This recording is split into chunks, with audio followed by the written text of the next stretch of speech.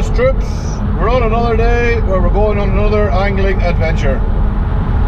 We've had a good solid week of rain here in Northern Ireland, and apparently the Erne is quite high up. I'm not sure how much of it's bust the bank, but flowing water means that it's going to stir up the shit and the dirt in the bottom of the water, which means it's going to be coloured. And coloured water means that fish should feed in confidence. This is good. However, a lot of the fish are still spawning. This is not good. Hopefully high water in the headlands makes the rivers rise and pushes some of the fish that have spawned back into the main system. That's the plan. Let's see how it works. It's 7:30 in the morning. The weather forecast says it's going to be overcast until about 10 o'clock, and then it's going to be light rain showers. So that's not so good, but fuck it, skin's waterproof.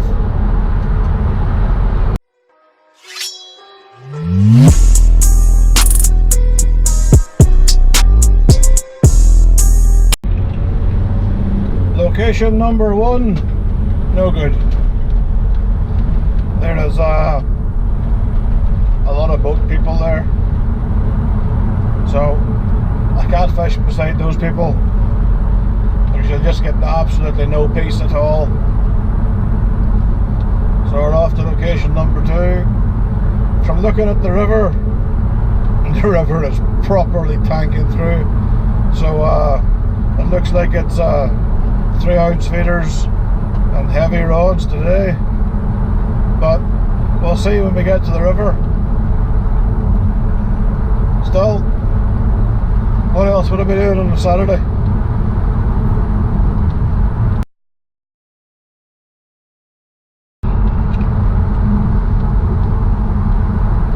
YouTube, in its infinite wisdom, has laid down to some aggressive protester groups.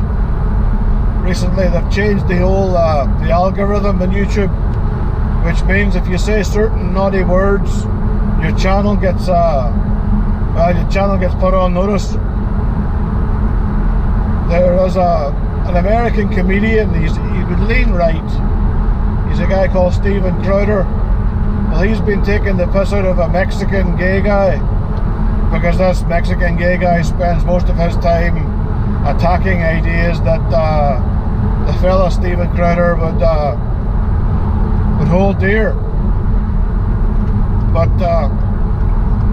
the Mexican gay guy, he describes himself as a Marxist pig. You know, he's a fucking lunatic. He's a far left troll. You know, that's all he is. He's a sort of fucking lunatic that phones up your place of work and says, "Do you know that you're employing a fucking a neo-Nazi?" Well, what makes him a neo-Nazi? Oh, he told a funny joke that took the piss out of Mexicans. Oh, right, okay. He's obviously fucking Himmler. You know, that sort of tube. You know, the sort of shit stain in society that nobody fucking needs. But YouTube, in its infinite wisdom, has decided that they will pander to what this lunatic wants. So you can't. Well, your channels now have to be sanitized. If you're one of these people that made money on YouTube, and you have like a political opinion, well then your livelihood's gone, because you're not going to be able to make any money because they've demonetized your channel. And if you're one of these creators that depend on YouTube for a living, well then you're just screwed. You know, they call it the Vox Adpocalypse. Now I know you may be sitting at home asking, you know, Scopes, you just do stuff like fishing and taking the piss out of people. How does that affect you? Well, it doesn't affect me. I don't make any money out of my YouTube channel. I'm not sponsored by anybody. You know, I make nothing from YouTube. But as the old saying goes, they came for somebody else and nobody spoke up, and now they're coming for me and there's nobody left to speak up. You know, this free speech is one of the absolute base rock stones of our democracy, of our Western society. Free speech is absolute. I firmly believe that free speech is worth fighting for. So much so that I actually put on a fucking uniform for 12 years and fought for free speech in the Royal Air Force for 12 years.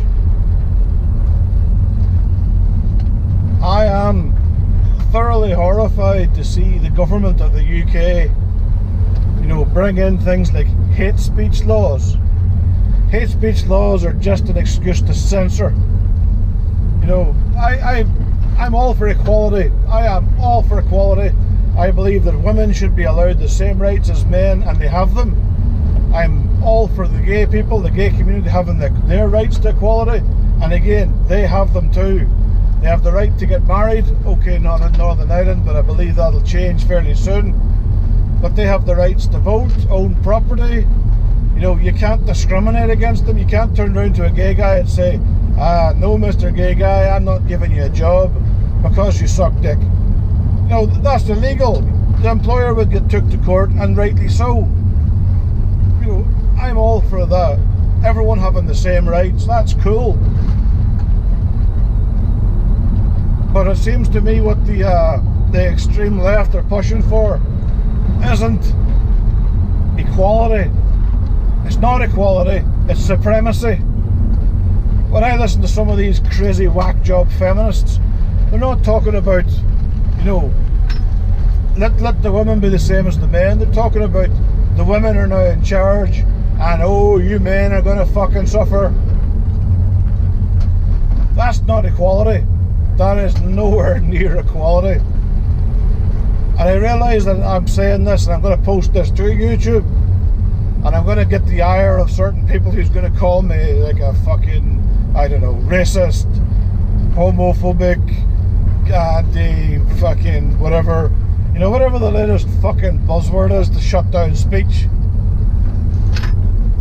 You know, I'm confident in myself where I can turn around and say to anybody else, and anyone who knows me, they know that I am not a fucking racist or a fucking homophobe, or I am not anything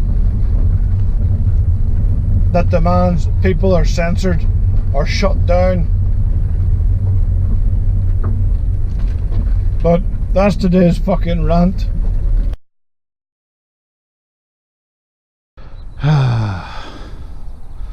Another day on beautiful Lough Erne, or actually beautiful River Erne. You've seen me fish here before. It is the marina across from Ballina-Lake. The river is a lot higher than what it was the last time I fished here, so it's going to be interesting. I'm hoping that the flow is going that way towards Enniskillen town, so I'm hoping the flow has pushed all the fish out of the rivers that were in spawning, and they're well, hopefully going to start feeding. Today's ground bait mix isn't the usual mix of Sonia Bait Super Feeder. Today I'm going to go for Sonia Bait Super Crumb, the Bream version. This stuff smells like custard creams. No, the biscuits custard creams. That's what it smells like. I'm only mixing the kilo today because I don't know how long I'm going to be here. I don't even know if it's worth my time. I don't even know if I'm wasting this bag of ground bait. But we will soon find out. I'm not padding it out with any brown crumb either. I'm just mixing a kilo of this straight, and let's see where we go, shall we? First of all, need to get some water.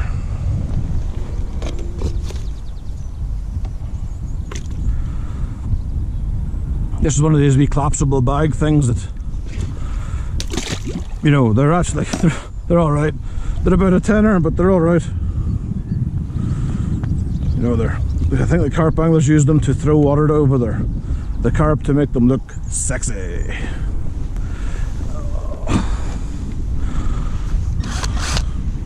Let's see if we can mix this without losing our drill bit today. Last time we were here we lost this mix bit, which wasn't a good day.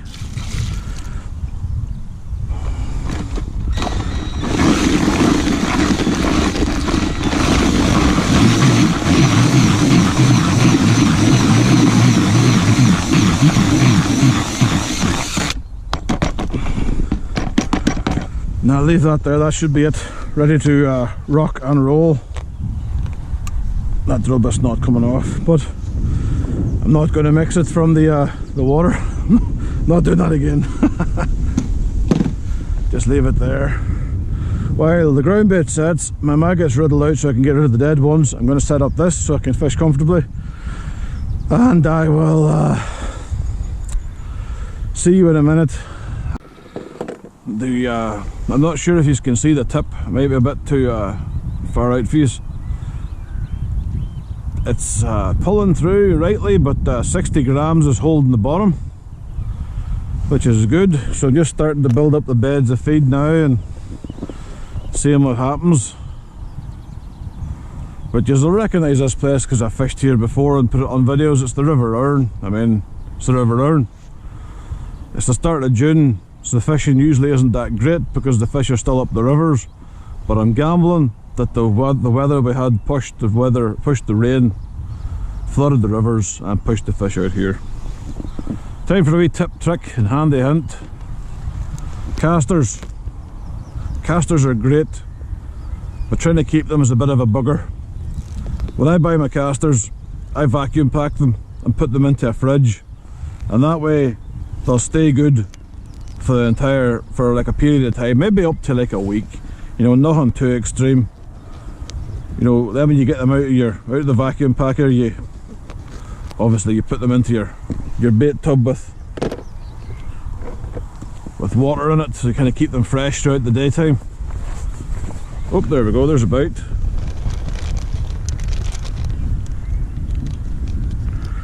Put them back in.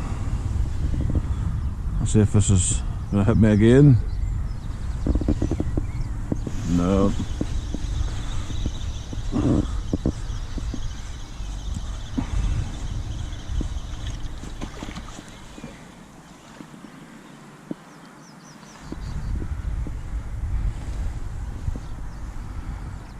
No, nothing. Right, I'm going to set this in the margins while I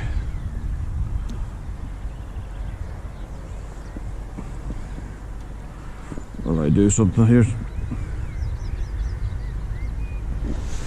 Get my casters set up ready. This is one of these bait tubs from Guru.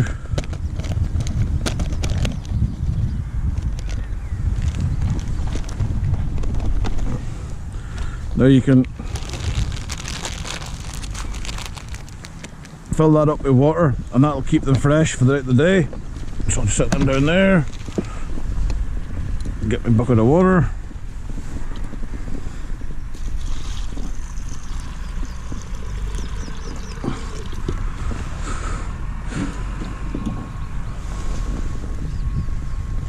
And there we go, casters.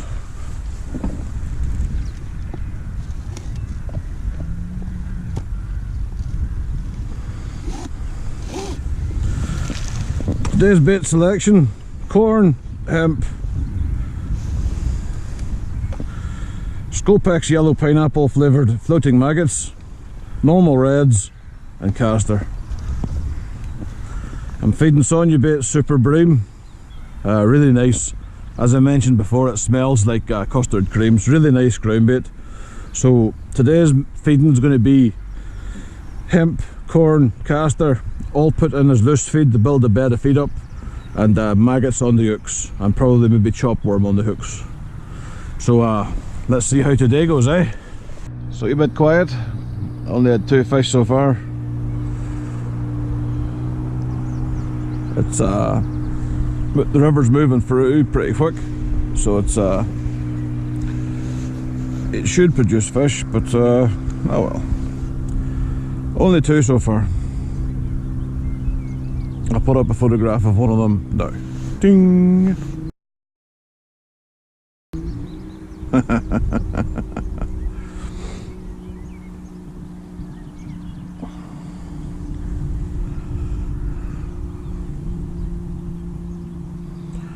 I had a quick chuck about with the deeper there, and it didn't exactly fill me full of confidence, but oh well, it's a day fishing.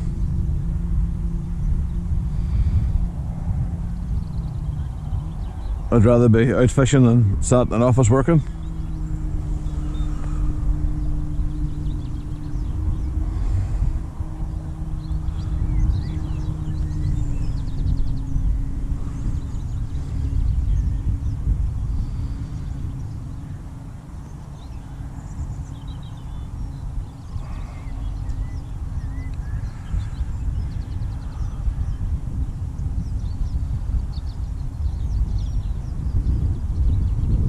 The thing about fishing the River Erne that you have to deal with is boats and boat traffic. Now, you get some boat owners that are 100% gentlemen. Manners, they go at the speed limit, they wave to you, they're polite, they're happy. Those human beings, thumbs up for you guys. You guys, welcome. And then you get the wankers who think it's funny to come past marinas, anglers at high speed. Then you also get the wankers who decide that when they're finished with their litter, they're not going to put it into a bag. They're just going to fuck it over the edge into the loch. I'll tell you a story. I fished the river. Well, actually, I fished the same river, the River Erne, different part of it, on further down that way, where the angler came into the land, moored his boat, and he came out off the boat with a shovel. And I thought, what's he doing with a shovel? He went into the field, he took a couple of scoops of earth, and he came back with them and put them into a bin bag. Now this isn't normal behaviour, so I'm concerned as to what's happening. He then puts all his rubbish into the bin bag, ties it in a knot and fucks it over the edge. But he didn't quite calculate the bin bag full of air and the soil wasn't heavy enough to sink it. So it just kind of bobbed down past me. And then when I shouted at him, he just laughed and flicked the bird and went on.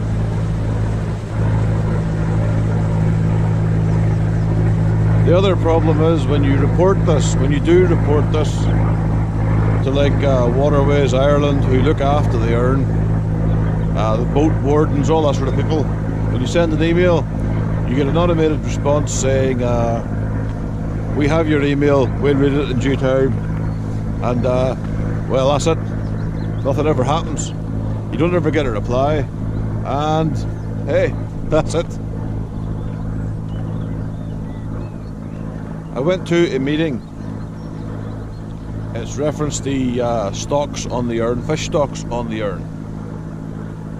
I put up a photograph of the flyer now. Bing! I'm trying to get into these special effects. How's it working for you? Anyway, this meeting was wholly depressing. During this meeting you had some wholly depressing slides done by the scientists, fisheries experts, and they asked the normal anglers that were there, mixture of trout anglers who complained that there was too many pike, match anglers who complained that there was no bream at all, and the pike anglers like me that sat in the corner and just kind of thought, well, let's hope we can stop the commercial netting for pike so we can actually have a fucking pike fishery. But the fisheries scientists basically said the bream stocks have collapsed, which is bad news for the Erne, because believe it or not, the bream basically fed everything else. Without the bream, the pike didn't grow big.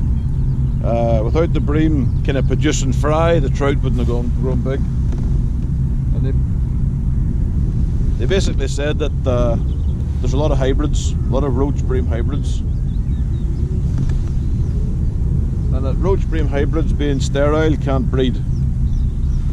So the roach bream hybrids, they're sort of on a timeline. They're eventually going to all die out, and then the Erne's going to be left with nothing on it except roach and perch and some pike. They talked about maybe bringing bream stocks down from Loch Ness. Well, you heard it first. I will quite happily run around Enniskillen town centre bare ass naked if the powers that be ever bring one single fucking bream from Loch Ness to the Erne system. And you can hold me to that. There is more chance of me winning the friggin' lottery than what there is of the government bodies in charge of the Erne bringing bream from Loch Ness. Anyway, let's hope they don't, otherwise you get to see me bare ass running in Enniskillen. Don't worry, wear the GoPro just to capture everyone's traumatized face. Anyway, they tagged bream with these these tags that like chirp, made a sound, and they track them. Basically, the bream spend most of their time now in the loch, right in the depths. You know, we're talking down at 40 to 50 metres, right up at the top of the broad loch, in the darkest, deepest areas of it. The only time they come to Enniskillen is to spawn. Now, here's the rub. They come to Enniskillen, they come to a spawning ground. Now, every angler knows where the spawning grounds are. Unfortunately, some bright idea of a human being decided that this would also be a good place to make a marina for boats. Now, you can go into this lake and you can look at the water when it's flat calm in the morning, and I guarantee you, you will see a slick of diesel fuel or boat fuel, and you will see detritus from boats. You go over to where the bream actually spawn, and it's a mess. It is a mess. Loch Erne has a lot of problems. Poaching, pollution. You fish Derry Chara. I mean, you ask any match angler in Northern Ireland, or any visiting angler that fished the Erne, what they catch if they draw a place called Derry Chara. You catch more fucking tampons than what you do fish. Now, this has been historic. We have known about this for years. So to hear some scientist say, or some government body official say, well, we didn't know about that problem. Bollocks. Every politician in Fermanagh and Omagh Council has been told about this. Now, they're all equally useless. It's not me ragging on the shinners because they're shinners. All the politicians, the local politicians, are useless. They failed to act. You know, there was a match, not this year's match, but last year, where there was raw sewage and effluent pumped into a stretch where guys were sitting fishing. Guys were wading out and fishing, and the next minute the water turned brown and the turds floated past. In any other civilised country, the hotel that dumped that into the water system would be shut down and fined into bankruptcy. Here in Northern Ireland, though, it's more of a case of, well, shit happens, don't do it again. No. I hate to kind of be negative about the future of the fishing here, but I don't feel very positive about it. The trout have moved into deeper water. We understand that. In the winter, when I'm fishing for pike with lures, I catch brown trout by accident. They get unhooked, they get returned. I'm catching them on, Booker depth raiders, lures that are 6, 7, 8 inches long. I'm catching trout taking Savage Gear, like line through, 30 centimetres rubber fish, swim baits, and I'm catching trout. So the trout anglers sit and tell me that there's no trout in the lake. I have to kind of disagree with them on that score. The zebra mussels, I've talked about zebra mussels before. Zebra mussels have basically taken away a level of zooplankton. That zooplankton is the building blocks for every fish in the system. There's parts of the loch where the zebra mussels have actually ate themselves into extinction, believe it or not. Match anglers now report when you catch hybrids, or when you're lucky enough to catch a bream, and when you empty out your keep net, the bream and the hybrids are starting to eat the zebra mussels now. The zebra mussels really happened here in the late 90s. It's now 2019 and the fish have only switched on to eating them now. There's also been an outbreak and a release of another invasive species called the Asian clam. We're not talking about Chinese hookers. We're talking about actual clams. I don't know the effects of the Asian clam. I don't know what it's going to do. There's also another invasive species that's been found in the system called the bloody shrimp. Now, from listening to the scientists talk about the bloody shrimp, in Holland, where this thing's all through the system, they found an increase in the growth rates of the perch, which they argued was a negative thing, but if they're invasive and the fish start to eat them, then it's another food source for the fish. However, they did say that these bloody shrimp, bloody red shrimp or whatever they're called, they're quite partial to fish eggs. So this could be really dangerous for the stocks of pollen that we have here in Lough Erne. Yes, for those of you that don't know, Lough Erne holds pollen. Pollen tend to be a very deep water fish.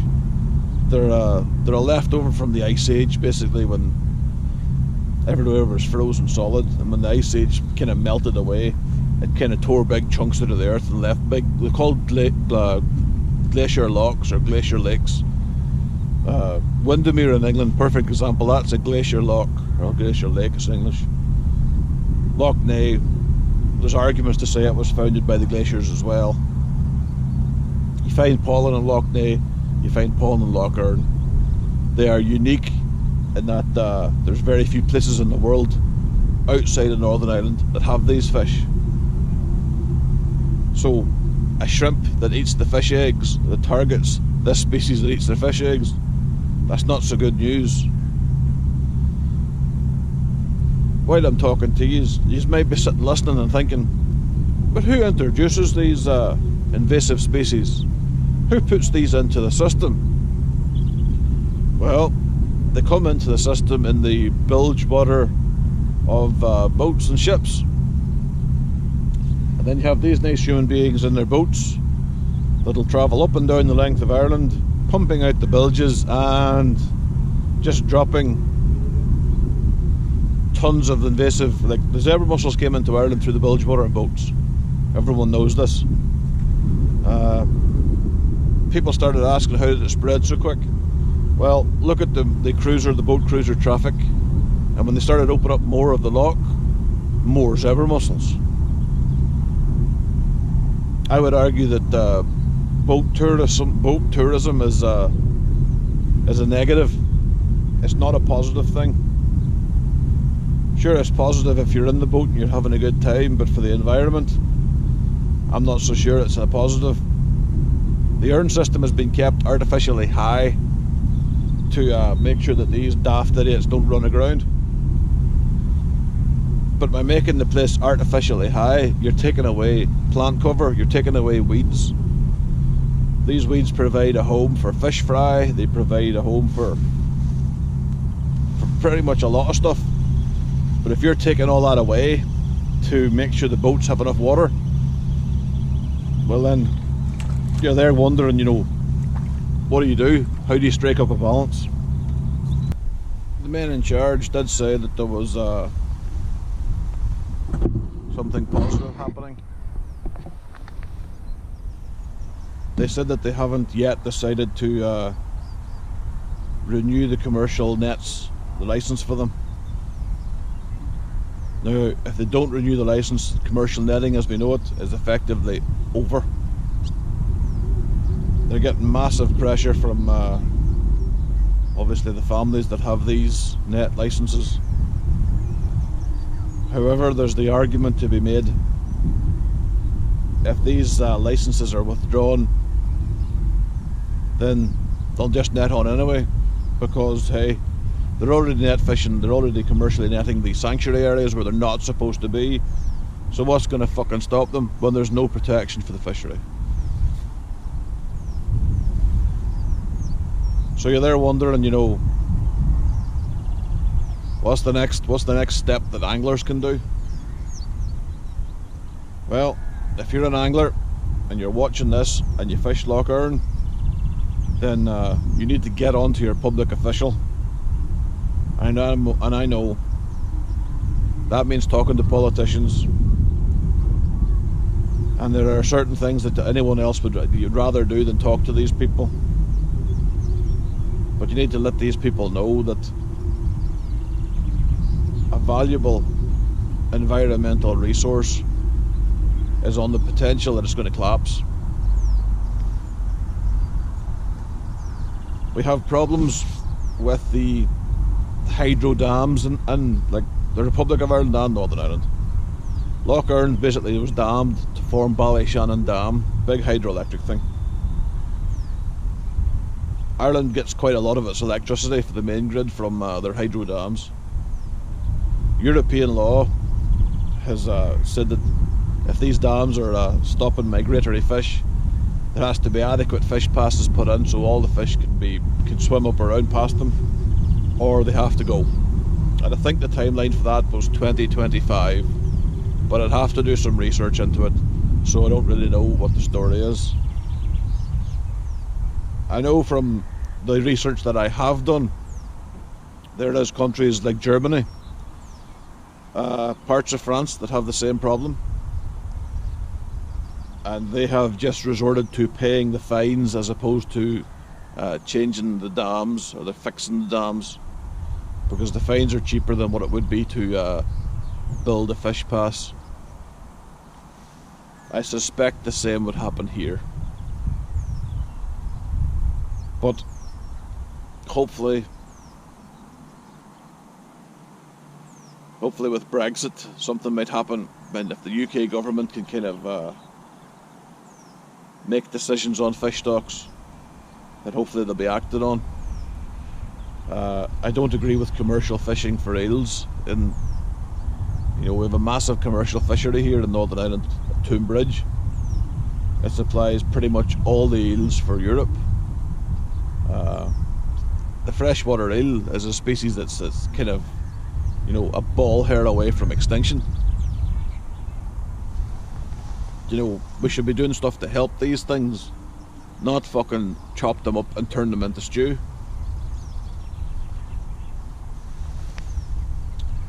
So, lots to do. It's depressing. So I'm having cheap shit cigars. Today's cigar is it's made in Switzerland.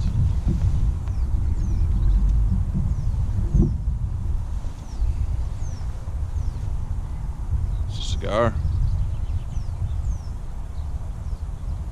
I would normally smoke like a nice fat Cuban cigar or something that's a lot nicer than this, but they're all that I had in the van.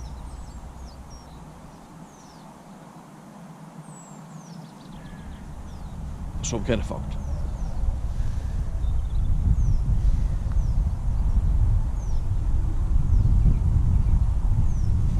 But 4 fish. 4.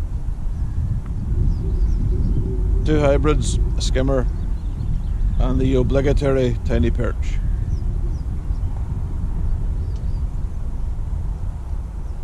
Hard going today. Oh, here we go. While I'm talking to you, I'm getting the bite. Okay. And it's off.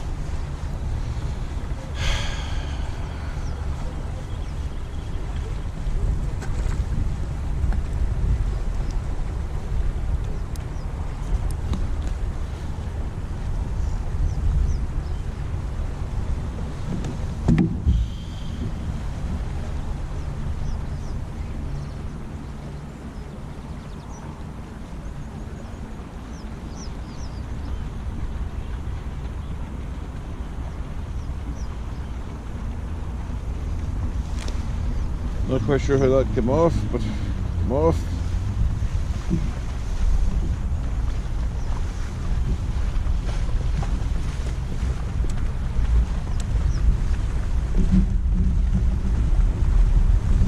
Feed some chopped worm and some casters to him.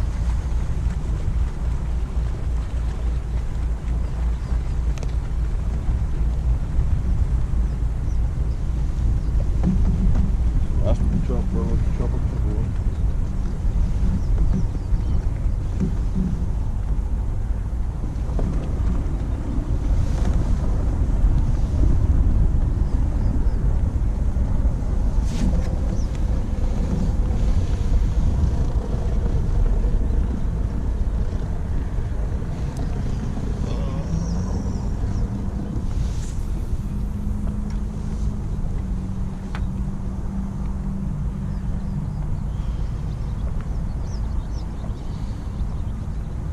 Boat people.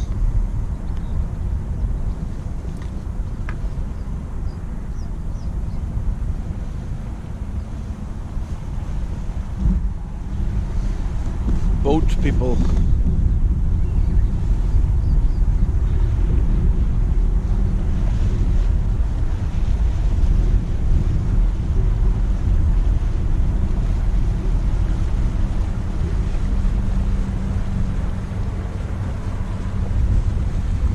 If anything, I think the flow's increased. I think they might have opened the gates and into Enniskillen town,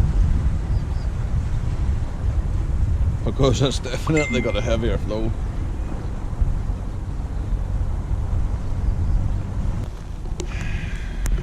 Beginning to piss my brain.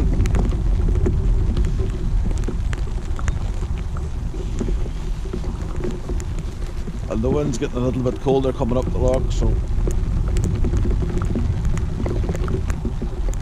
could all be ringing that big bell that says "Go home, you daft bastard," while you sitting out in the rain.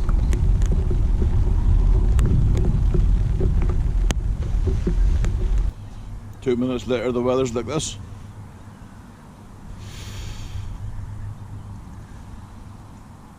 You know what they say? If you don't like the weather in Northern Ireland, wait 5 minutes. In between rainstorms, let's do a bit of a gear review, shall we? Because everybody likes gear reviews. Believe it or not, I'm about to start talking about the feeder rods that I use. And I get little bites. So I might actually catch more than 5 fish today. Fuck, it's been grim.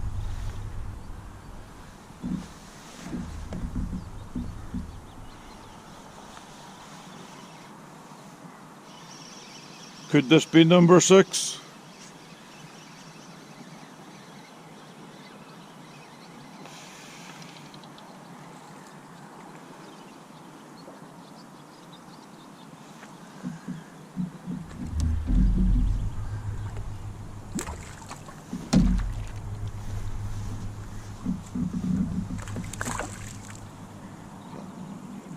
Bollocks of a thing, get in here.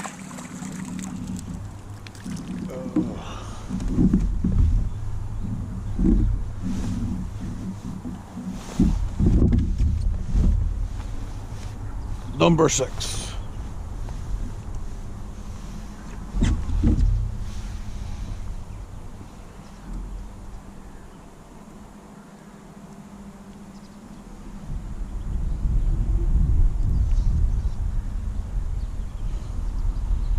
There you go.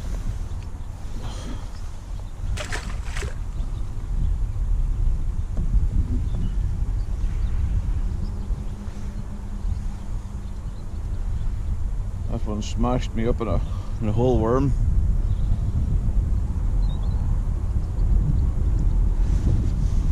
But while we're here, we'll do a bit of a gear review, shall we?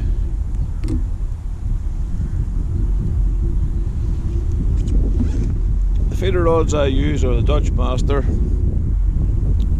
series of rods. I have 3 of them. I have this one here, which is 12 foot 8 and 60 gram. not sure how you're going to see this, but believe me, it's 12 foot 8 and it's 60 grams. That means ideally you'll be throwing a feeder about 60 grams or up to 60 grams. It comes in 3 parts, which makes transportation awesome. It could fold down into a small tube, and it just makes transportation easier. This reel is the Shimano Aero 4000 FA. This was the purpose-built feeder reel that Shimano produced a couple of years ago. They don't make these anymore. Well, somebody that's a Shimano human will have to tell you why they don't make them anymore. But this reel was good. I only had to return it once to get it fixed, because it was sounded like I was grinding coffee as opposed to winding. On this reel, you'll see I'm using a braided mainline. That braided mainline is a Preston braided mainline, specially designed for feeder fishing. There's a coating on it that makes the line sink. It's kind of like a dirty clay coating, and my eyes of my rod are this orangey clay tinge to them now. But I wipe the DAP cloth, it comes off. So this is the 12 foot 8. I use the 12 foot 8 for fishing pretty much where we are now. We don't have to throw it to the stars, we don't have to throw it that far.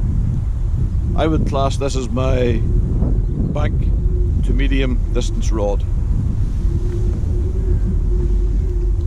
This is the bigger brother. Again, Preston Innovations Dutch Master. This is the 13 foot 2 version, and it is 80 grams. This rod, I use it comfortably out to 85 meters without a problem. I can throw this 85 meters all day, hit the clip every time, and not have a problem. But it's nice because even though it is 13 foot or over 13 foot 2, it's got the power to set the hook at the distance, but it doesn't rip the face off the fish. So you can play the fish, you can land the fish. That's all you want at the end of the day. This reel is the Ultegra XTB 550. It's actually a carp reel, but because this is what I would class as my distance feeder rod, this is the reel that I couple this with. Now, as you can see, there is braid on this one as well. This braid is actually, I'm unsure if it's Fox Matrix braid or if it's Power Pro. I don't quite know, but I only put the braid on brand new, so it's going to last a while just yet. Eventually it'll get swapped over to the feeder braid designed by Preston. These two rods, the tips that are for these two rods can be swapped and changed and messed around with. These are the only two rods that can take the 3.5mm tips. The other rods take a bigger tip. Now, Preston it looks like Preston's stopping to make these rods because they've brought out a new Distance Master. They've kind of changed the name of it. A Distance Master in three lengths and 3 weights. So I haven't had a go at them yet, but having said that, I'm more than happy with the rods that I have, and I can't see me changing them unless somebody comes up with an absolute fucking orgasmic bargain and they're basically giving them to me. I do have another rod in this series. It is a 14 foot 100 grams, or is it 120? I can't remember, it's not with me. The only time that rod ever comes out of the shed really is if the river is bombing through and I'm having to throw a 4 ounce or a 5 ounce feeder and fish with the rod straight up in the air to try and catch something. They're stuck. That rod there is an absolute beast of a rod. Again, fishing it up over 100 meters is not a problem with that rod, especially with this reel. Throwing the feeder, you know, that distance isn't a big deal with it. But you throw a feeder like over, you say you throw a feeder at 100 meters, that's 100 meters to wind it back in. Then you got to bait, then you go throwing it, then wind, bait, wind, throw, bait, wind, throw. Fishing at that distance I don't think is enjoyable. Honestly, It's okay if you're a carp angler that's casting 240 yards or however long it is you're casting, and letting it sit all night and only winding it back in once. But when you're feeder fishing for bream or for any sort of species, you're wanting to build up a bit of feed, so you're going to have to cast probably every 60 to 90 seconds to build up a bit of feed, and that's too much like hard work.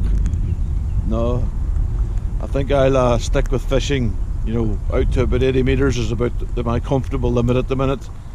I have no desire to fish any further than that. So these are the two feeder rods that I carry, these are the two reels that sit on them, and if you have any questions, ask down in the question doodad below.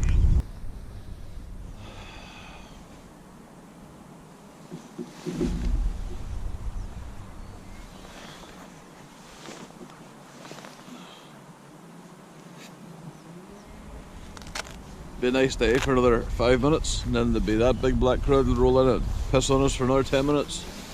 Oi, oi, oi.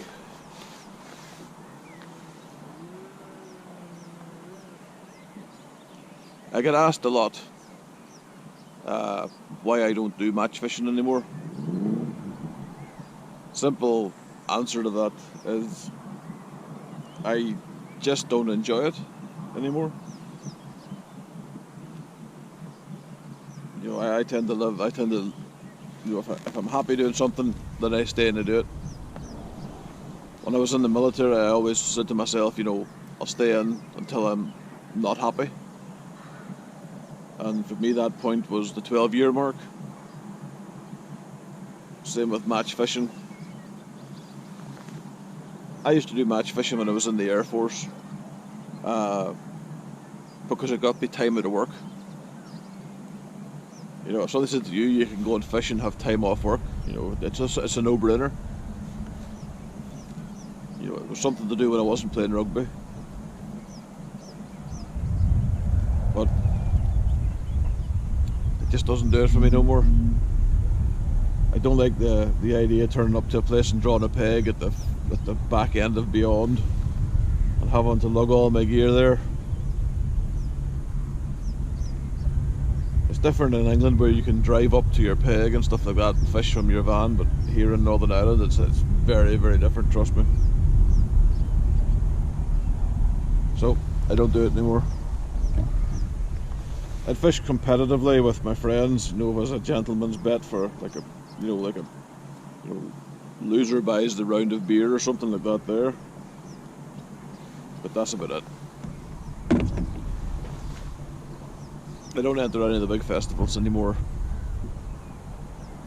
Basically, when I think of my angling, it's pike angling that does it for me. Pike fishing. I fish for anything I can catch here in the summertime or the springtime. You know, just to occupy my time and get me out the house.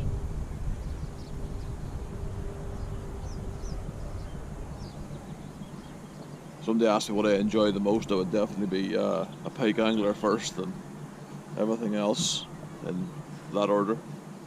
You know, I enjoy fishing with a feeder. I enjoy fishing with a float rod, like a waggler fishing session. I enjoy a slider float session as well. I don't own any poles anymore, so I don't do any pole fishing. I have a couple of whips where you would fish whip to hand. You know, but nothing serious. I'm not even sure if there's elastic in any of them. I don't know, can't remember. So this is me happy. Just scratching around. Gets me out the house. Gets me into the fresh air. Gets me away from people.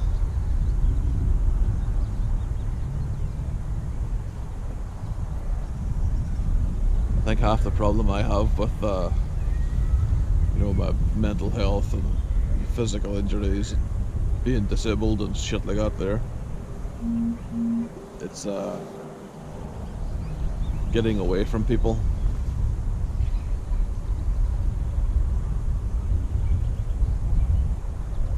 But hope that clears it up. Don't really do match fishing anymore. just because it doesn't do it for me. I will go out and do a couple of days, you know, trout fishing and game salmon fishing. I've been looking into getting a couple of day tickets, maybe go back and fish on the River Erne. Do a day's salmon fishing on it. My grandfather, when he was alive, was a great saltbird for the River Erne. He was in the Castledurg Angling Club for decades, years and years and years. So I haven't fished it for salmon, for trout in a long time. So it'll be a bit of a walk down memory lane, I suppose. Remembered earlier in the video we talked about how the eels are kind of, you know, a ball hair away from extinction. Well, have a look at this photo. Booyah!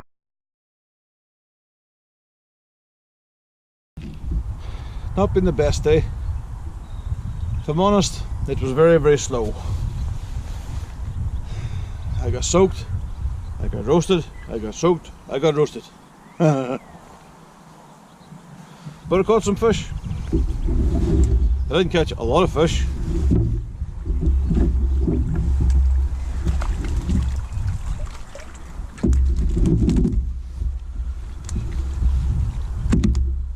I caught some good hybrids. Another good hybrid.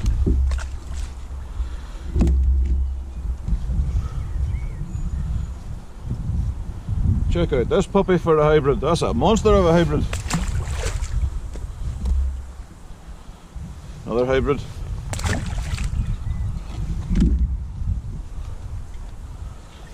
Another hybrid. Can you guess what the common theme of today's catch was?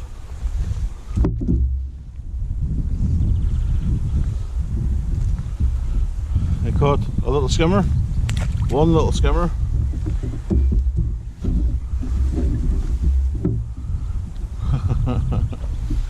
I caught the obligatory tiny perch, because you always have to catch a tiny perch on Lough Erne.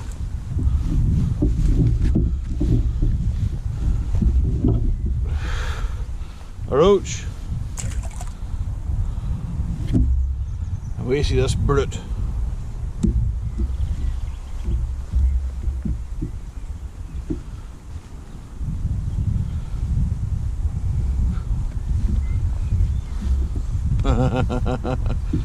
If I could catch the damn thing in my hand, it'd be awesome.